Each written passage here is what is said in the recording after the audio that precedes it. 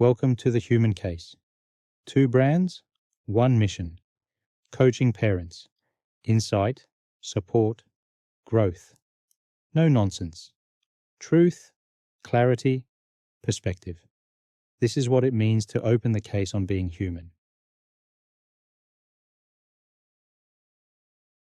In a fantasy novel called He Who Fights with Monsters, a deity of knowledge stands before a man who wants an answer. The deity already knows the question. Why won't it just say what the man needs to hear? Because, the deity explains, you must ask the question yourself. Only if you ask are you responsible for the answer.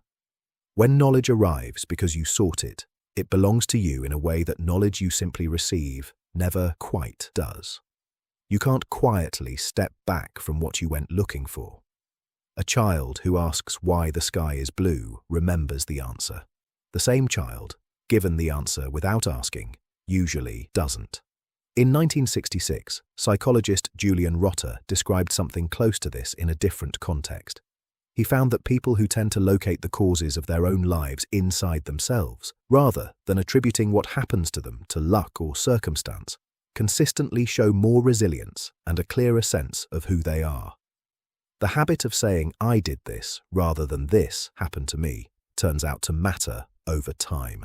Tangney's research, published in 1992, shows why that habit is harder to build than it sounds.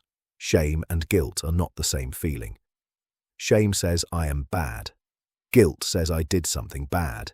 The difference sounds small, but it changes everything about what happens next. Guilt makes repair possible because the self survives the admission.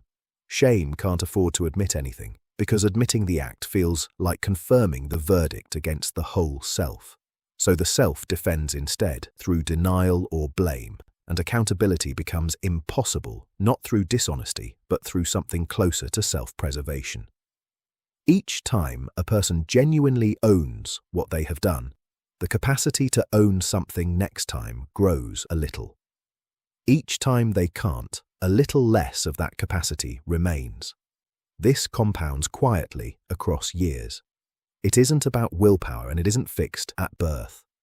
It builds or doesn't build through early relationships that either do or don't give the self a stable enough floor to stand on whilst it owns a mistake. The full essay traces this from the moment of asking all the way through to what a life looks like when that capacity has been built, and what it looks like when, slowly and without any single decisive moment, it has been lost. It's called Prepared by the Question.